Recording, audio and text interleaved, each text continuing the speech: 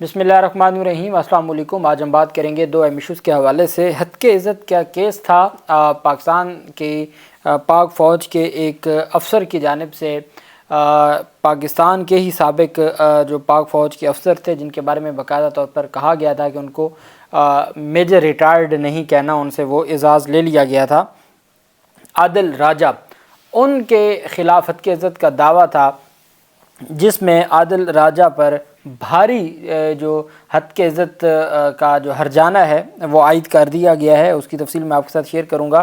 سیاسی بنیادوں پر بھرتیوں سے متعلق بڑا ایکشن لے لیا گیا ہے، اس کی تفصیل بھی میں آپ کے ساتھ شیئر کروں گا۔ سب سے پہلے تو میں آپ کو بتانا چاہوں گا کہ مریم نواز کی پنجاب حکومت اور وزیر اعلیٰ پنجاب مریم نواز کی جانب سے یہ اعلان کیا گیا تھا کہ پنجاب میں روٹی 20 روپے کی بجائے اب 16 روپے کی ہوگی۔ اس پر جو سخت رد عمل آیا ہے، ان کی جانب سے کہا گیا ہے، مریم نواز نے کہا کہ پنجاب حکومت نے آج سے روٹی کی قیمت کم کر کے 16 روپے مقرر کر دی ہے۔ مریم نواز نے کہا کہ پنجاب کے تمام اضلاع اور متعلقہ محکموں کو ہدایت جاری کر دی ہے، فیصلے پر سختی سے عمل درآمد کو یقینی بنانے کی ہدایت کر دی گئی ہے۔ اس پر پھر جو اہم پیش رفت سامنے آئی، جو نان بائی ایسوسی ایشنز ہے، ان کی جانب سے پنجاب حکومت کے اس فیصلے کو انہوں نے مسترد کر دیا۔ صدر نان بائی ایسوسی ایشن شفیق قریشی کا کہنا ہے کہ پنجاب حکومت سبسڈی دے تو روٹی کی قیمت کم کرنے کو تیار ہیں۔ صوبے بھر کی ایسوسی ایشنز نے پنجاب حکومت کا فیصلہ مسترد کر دیا۔ روٹی کی قیمت کم کرنے کے فیصلے سے متعلق بات کرتے ہوئے شفیق قریشی نے کہا کہ فائن آٹا میدا کی بوری کی قیمت 12,200 روپے ہے، عام آٹا فی بوری کی قیمت 11,600 روپے ہے۔ صدر نان بائی ایسوسی ایشن نے کہا کہ گیس اور بجلی پر حکومت کوئی سبسڈی نہیں دے رہی۔ جب 2,200 روپے آٹے کا من تھا تو اس وقت بھی ہم 20 روپے لے رہے تھے ایک روٹی کا، اور جب 2,800 من ہو گیا پھر بھی ہم نے قیمت نہ بڑھائی اور ہم پھر بھی 20 روپے ہی لے رہے تھے۔ بجلی کی قیمتیں، گیس کی قیمتیں ہوش ربا اضافہ کیا جا رہا ہے۔ اب ان ساری چیزوں کو ابھی حال ہی میں گیس کی قیمتوں میں اضافہ ہوا ہے، پھر بجلی کی قیمتوں میں جو اضافہ ہوتا رہتا ہے، انہوں نے کہا جی کہ ہم کہاں جائیں، پھر ہمارے لیے کوئی آپشن نہیں بچتی، اور یہ جو 16 روپے کا فیصلہ کیا ہے مریم نواز اور ان کی حکومت کی جانب سے، یہ قابل عمل نہیں ہے اور ہم اس کو مسترد کرتے ہیں۔ ہم 16 روپے پر روٹی نہیں بیچیں گے، اور انہوں نے کہا کہ یا آپ ہمیں سبسڈی دیں اور ہم روٹی 16 روپے کی آپ کے احکامات کے اوپر عمل درآمد کرتے ہوئے بیچیں گے۔ اگر ایسا نہیں ہے تو پھر ہم کسی صورت بھی آپ کی بات سننے کو تیار نہیں ہیں اور ہم آپ کے جو فیصلے ہیں ان کو مسترد کرتے ہیں۔ دوسری جانب آج ایک قتل ہوا ہے پاکستانی شہری کا، اور یہ ایک بھارتی دہشت گرد تھا، سربجیت سنگھ۔ ان پر جیل میں حملہ کیا تھا اور حملے میں قتل کر دیا تھا، اور اس قتل کے بعد جو قاتل تھا، جو اس کو پاکستان کا شہری، اس کو آج نامعلوم لوگوں نے قتل کر دیا ہے۔ 2018 میں سیشن کورٹ لاہور کے ایڈیشنل سیشن جج معین کھوکھر نے دسمبر 2018 میں بھارتی جاسوس قیدی سربجیت سنگھ کے قتل کیس میں ملوث 2 ملزمان عامر تانبا اور مدثر منیر کو بری کرنے کا حکم دیا تھا۔ عدالت نے تمام گواہان کے منحرف ہونے پر ملزمان کے حق میں فیصلہ سنایا تھا۔ دونوں ملزمان پر بھارتی جاسوس کو جیل میں اینٹیں مار کر قتل کرنے کا الزام تھا، اور ان کے خلاف تھانہ کوٹ لکھپت پولیس نے مقدمہ درج کیا تھا۔ جیل انتظامیہ کا کہنا تھا کہ سربجیت سنگھ پر حملہ جیل میں موجود قیدیوں نے کیا۔ سربجیت کے سر پر بلیڈ اور اینٹوں سے حملہ کیا گیا، جس کے باعث انہیں شدید چوٹیں آئی تھیں۔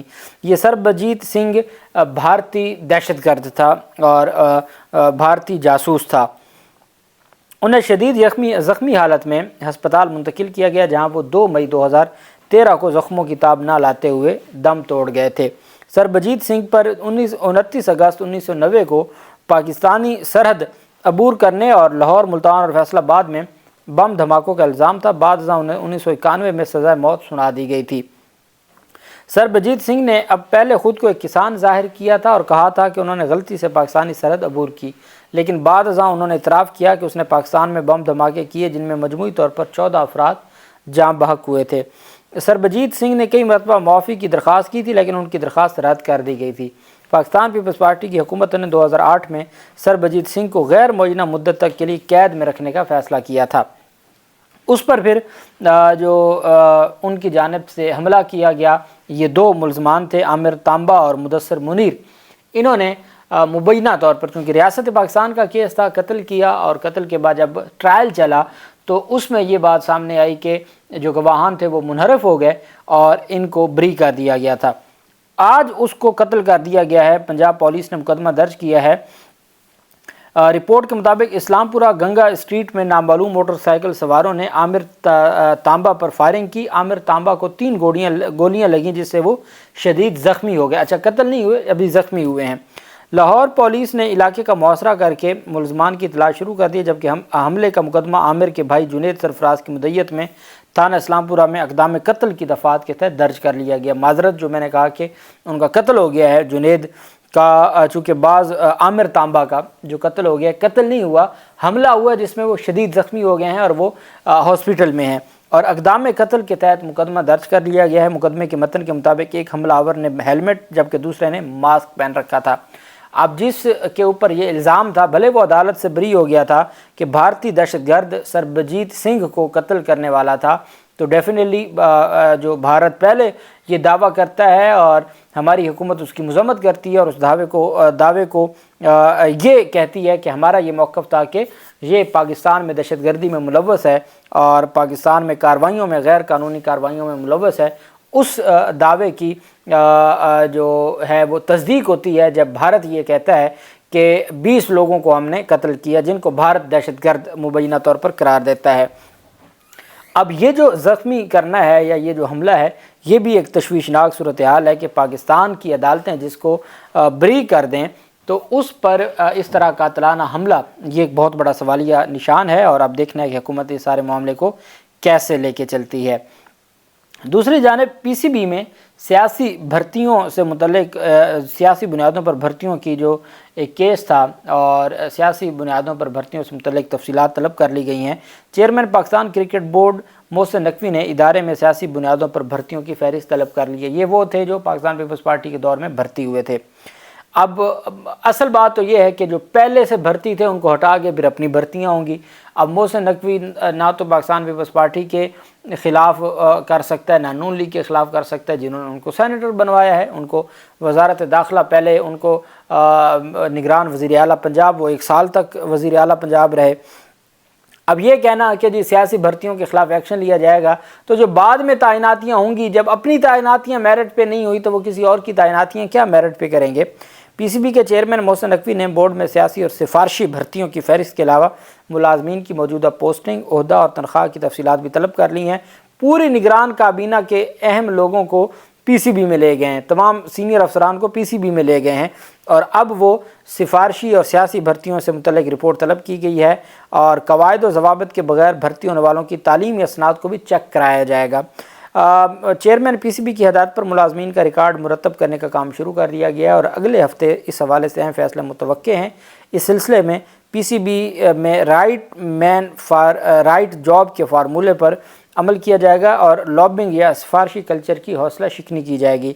ज़राए का कहना है कि पीसीबी चेयरमैन इदारे में स्मार्ट टीम और स्मार्ट ऑपरेशंस के लिए फौरी इक़दाम करेंगे।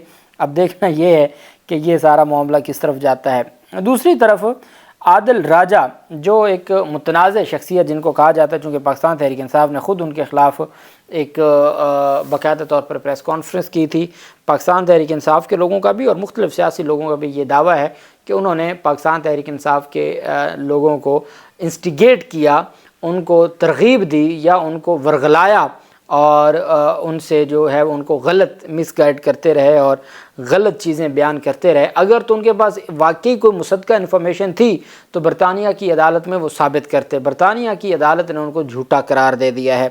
रिटायर्ड मेजर जनरल, अब जब इनको इनके ख़िलाफ़ पाक फ़ौज बतौर इदारा इनके ख़िलाफ़ कार्रवाई की गई थी तो इनके नाम के साथ जो एजाज़ था मेजर रिटायर्ड का वो ले लिया गया था। बरतानवी अदालत में हद के इज़्ज़त से मुतल्लिक़ मुकदमा हार गए हैं, जिसके बाद अब उनको 10,000 पाउंड जुर्माना आयद किया गया है। आदिल राजा के ख़िलाफ़ मुख्तलिफ़ इल्ज़ामात के तहत एक हाज़िर सर्विस फ़ौजी अफसर ने अगस्त 2022 में बरतानिया की अदालत में ये मुकदमा दायर किया था।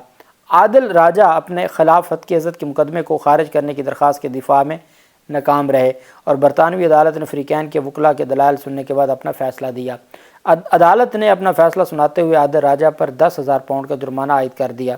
برطانوی عدالت نے عادل راجہ کو حکم دیا کہ وہ بریگیڈیئر ریٹائرڈ راشد نصیر، جب 2012 میں یہ مقدمہ درج ہوا تھا تو اس وقت وہ ریٹائرڈ نہیں ہوئے تھے، جو اب ریٹائرڈ ہو چکے ہیں، brigadier Rashid Naseer. Brigadier retired Nasir Naseer کو حکم امتناع اور سیکیورٹی اخراجات کی مد میں 10,000 پاؤنڈز کی ادائیگی کریں۔ عدالت نے قرار دیا کہ عادل راجہ نے بریگیڈیئر ریٹائرڈ راشد نصیر کی اپنی فیس بک، ایکس اور یوٹیوب پر جاری پبلیکیشنز میں حد تک کی۔ برطانوی کورٹ ڈاکومنٹس کے مطابق برطانوی ہائی کورٹ کے جج نے عادل راجہ کی تمام درخواستیں مسترد کر دیں اور ان کے جو ہے وہ ان کے خلاف فیصلہ دے دیا۔ یہ مقدمہ اگست 2022 میں عادل راجہ کے خلاف برطانیہ کی ہائی کورٹ میں دائر کیا گیا تھا، جو جنوری 2023 میں ایسے وقت میں منظر عام پر لایا گیا جب عادل راجہ کی جانب سے فلم اور ٹی وی کی معروف اداکاراؤں کو الزامات کا نشانہ بنایا گیا تھا، جس کی ہم سب نے مذمت بھی کی تھی۔ عدالتی کاغذات کے جائزے سے یہ بات سامنے آئی کہ انٹیلیجنس سربراہ کے خلاف ریٹائرڈ میجر عادل راجہ کی مہم 14 جون 2022 کو شروع ہوئی، جب انہوں نے الزام لگایا کہ انٹیلیجنس افسر نے آنے والے انتخابات میں دھاندلی کے لیے لاہور ہائی کورٹ پر مکمل قبضہ کر لیا ہے۔ 19 جون 2022 کو عادل راجہ نے الزام لگایا تھا کہ انتخاب میں ہیرا پھیری کی گئی اور مبینہ طور پر ISI سیکٹر کمانڈر پنجاب نے لاہور میں اپنے حالیہ قیام کے دوران آصف زرداری سے ملاقاتیں کی۔ یہ الزامات تھے، اور ساتھ کہا کہ برطانوی ہائی کورٹ کو بتایا کہ عادل راجہ نے اپیل کنندہ کے خلاف بھرپور سوشل میڈیا مہم کی۔ مہم کے دوران کئی ٹویٹس کی گئیں اور کئی ویڈیوز شیئر کی گئیں، جن میں کئی ٹویٹس اور ویڈیوز انتہائی حد تک آمیز تھیں۔ ان ٹویٹس اور ویڈیوز کے مواد نے دعوے دار کو شدید نقصان پہنچایا۔ عادل راجہ اور فوج کے درمیان اختلافات پیدا ہونے کے بعد وہ اپریل 2022 میں اسلام آباد سے لندن چلے گئے تھے اور پھر وہاں سے وہ ویلاگز کرتے تھے، لیکن انہوں نے جتنے الزام لگائے تھے، چونکہ ہمارے یہاں تو الزام لگا دیا جاتا ہے اور اس کے بعد کوئی ثبوت نہیں ہوتا تو عدالتوں میں کیس لمبا چلتا رہتا ہے۔ برطانیہ کی عدالتوں میں ہتک عزت کا جو قانون ہے وہ بہت تگڑا ہے۔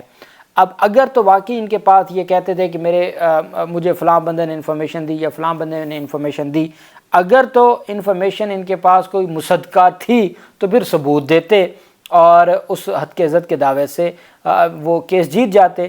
جب کوئی ثبوت نہیں تھا، کوئی انفارمیشن مصدقہ تھی ہی نہیں، سارے کی ساری ایک طرح سے جو ہے وہ، یہ میں آپ کے سامنے آرڈر کی بات کر رہا ہوں کہ اس آرڈر کے مطابق ان کے پاس کوئی ثبوت نہیں تھا، جس کی وجہ سے پھر یہ سارے کا سارا فیصلہ آیا ہے۔ بہرحال دیکھنا یہ ہے کہ کیا وہ اس فیصلے کے خلاف اپیل کرتے ہیں اور یہ معاملہ آگے کس طرف جاتا ہے، چونکہ اپیل کا ان کے پاس حق موجود ہے، اور جو بھی تفصیلات ہوں گی آپ کے ساتھ شیئر کرتے رہیں گے۔ اللہ پاک پاکستان کا حامی و ناصر ہو۔ بہت شکریہ۔ اللہ حافظ۔ پاکستان زندہ باد۔